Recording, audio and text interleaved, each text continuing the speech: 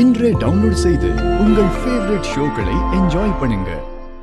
இப்போ நான் உங்ககிட்ட போட்டி போடுறதுக்காக வரல, ஒரு ரெக்வஸ்ட் பண்றதுக்காக தான் வந்திருக்கேன். மகேஷ், நீங்க ரெக்வஸ்ட் பண்ண வந்திருக்கீங்களா? நீங்க எவ்வளவு பெரிய ஆளு, நீங்க போய் என்கிட்ட என்னன்னு சொல்லுங்க மகேஷ். இப்போ ஒரு பொண்ணு உங்க கம்பெனில வேலை கேட்டு வந்தாங்கல்ல,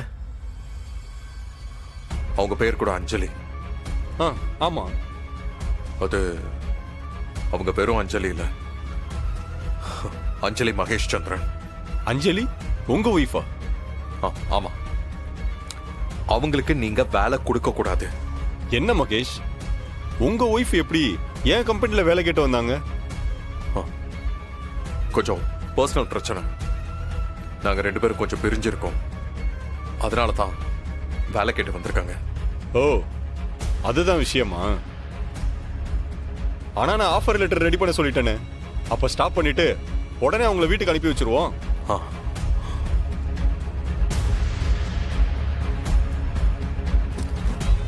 சார்,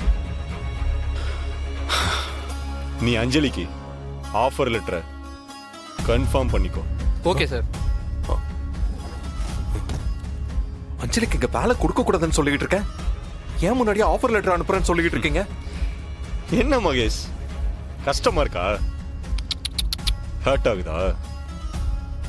இதுக்கு முன்னாடி டெண்டர் நடந்தப்பெல்லாம் இந்த ஒரு ப்ராஜெக்டையாவது விட்டு கொடுங்கன்னு கெஞ்சிருப்பேன். ஆனா நீ என்ன சொல்லுவ? போட்டி போட்டு ஜெயிக்கணும், இப்படிலாம் கெஞ்ச கூடாதுன்னு சொல்லுவேல்ல. அதை தான் நானும் பண்றேன். இப்படிலாம் கெஞ்ச கூடாது மகேஷ். முடிஞ்சா உன் பொண்டாட்டிக்கிட்ட இந்த கம்பெனில வேலைக்கு சேரக்கூடாதுன்னு தடு மகேஷ்.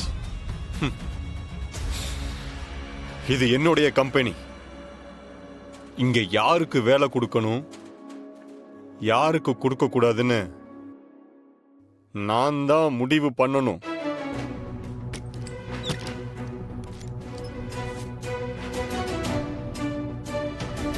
சொல்லுங்க சார். அஞ்சலி, உனக்கு வேலை கன்ஃபார்ம் ஆயிடுச்சுமா. நீ இமிடியேட்டா வேலையில ஜாயின் பண்ணிக்கலாம்.